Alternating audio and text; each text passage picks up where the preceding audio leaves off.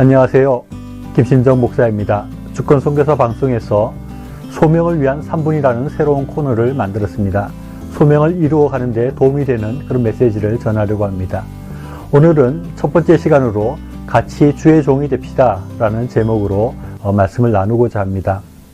소명을 이루어가는데 여러 가지 중요한 것들이 많이 있겠지만 가장 중요한 것은 신앙의 태도, 신앙의 자세가 어떠한 것이냐라고 할 수 있습니다.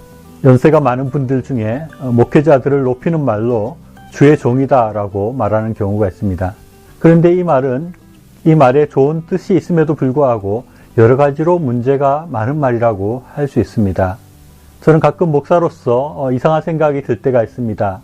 목사들만 주의 종이다 라고 말을 한다면 일반 성도들은 무엇을 한다는 말입니까? 목사는 주의 종이고 자신들은 주의 자녀 하겠다는 것인가?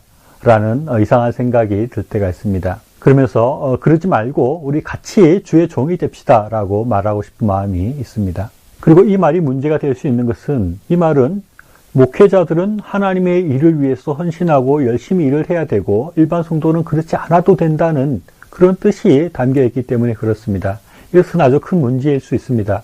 누구든지 하나님의 종으로서 열심히 일을 해야 됩니다. 성경은 종에 대해서 아주 강조해서 말씀하고 있습니다. 성경에는 종이라는 단어가 아주 많이 나옵니다. 920회 정도 나오는데요. 형제라는 단어가 300회 정도 나오는 것에 비해서 종이라는 것이 900회 이상 나온다는 것은 성경에서 특별히 이 종에 대해서 많이 말씀하고 있고 종이라는 개념을 강조하려고 하는 그런 뜻이 담겨 있다고 볼 수 있습니다.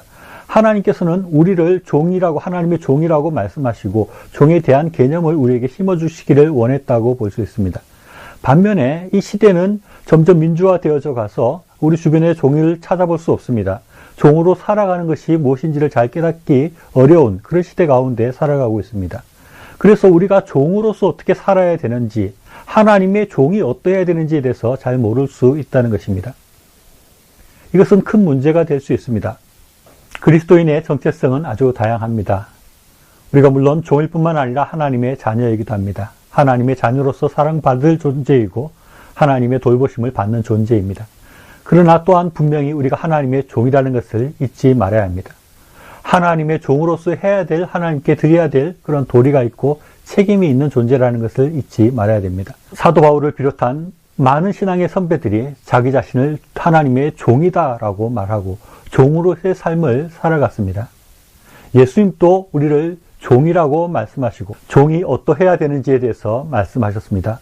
누가복음 17장 7절에서 10절에서 예수님은 우리가 어떤 종이고 어떤 태도로 하나님을 섬겨야 되는지에 대해서 분명히 말씀해주고 계십니다.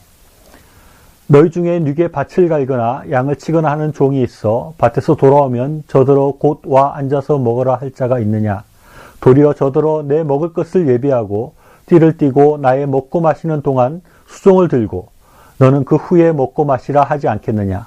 명한 대로 하였다고 종에게 살해하겠느냐? 이와 같이 너희도 명령받은 것을 다 행한 후에 이르기를 우리는 무익한 종이라 우리의 하여야 할 일을 한 것뿐이라 할지니라 라고 말씀하고 있습니다. 세상이 아무리 평등해지고 민주화가 되었다 할지라도 또 이 세상에는 더 이상 종이 없다 할지라도 우리는 하나님의 종이라는 것을 우리가 잊지 말아야 합니다. 성경은 우리가 하나님의 종이고 열심히 하나님을 위해서 일한 후에 우리의 뭔가를 요구하는 것이 아니라 나는 무익한 종입니다 라고 말을 해야 되는 그런 아주 겸손하고 낮은 종의 자세로 하나님을 섬겨야 될 존재로 분명히 말씀해 주시고 있습니다. 다 같이 하나님의 종이 되어서 하나님이 종으로서 받는 힘과 능력과 은혜와 복을 받아 누리는 저와 여러분이 될 수 있기를 바랍니다.